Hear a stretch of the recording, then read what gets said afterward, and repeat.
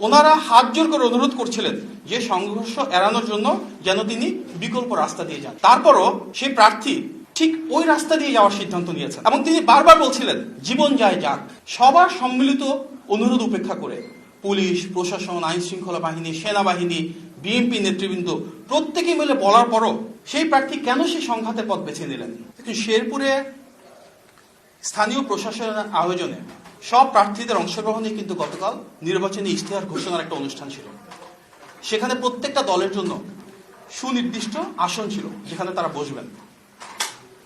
জামাত ইসলামের নেতৃবৃন্দ সেখানে সব আসন তথা চেয়ারগুলো আগে থেকে দখল করে রেখেছিলেন এবং বিএনপির যারা নেতাকর্মী রয়েছে ওনাদের জন্য যে নির্দিষ্ট আসনগুলো রয়েছে সেই চেয়ারগুলো ছাড়ছিলেন না।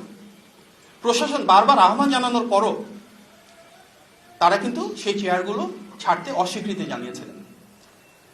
চেয়ারে বসার মতন খুব তুচ্ছ একটা ঘটনাকে কেন্দ্র করে শেরপুরে যে সহিংসতা এবং সংঘাত আমরা দেখেছি সেটি কোনোভাবেই কাম্য নয়।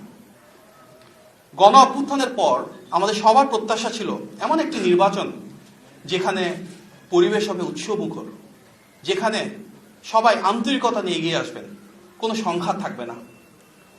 সবচেয়ে বড় রাজনৈতিক দল হিসেবে এবং দেশের প্রায় সবারই বিশ্বাস অনুযায়ী একটি অবাধ, সুষ্ঠু এবং গ্রহণযোগ্য নির্বাচন হলে ইনশাআল্লাহ বিএনপি বিজয়ী হয়ে রাষ্ট্র পরিচালনার দায়িত্বে আসবে।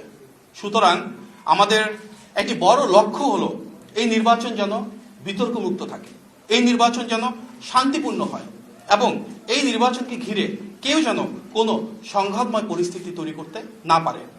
এটি দল হিসেবে বিএনপির জন্য যেমন গুরুত্বপূর্ণ, রাষ্ট্র হিসেবে বাংলাদেশের জন্য গুরুত্বপূর্ণ।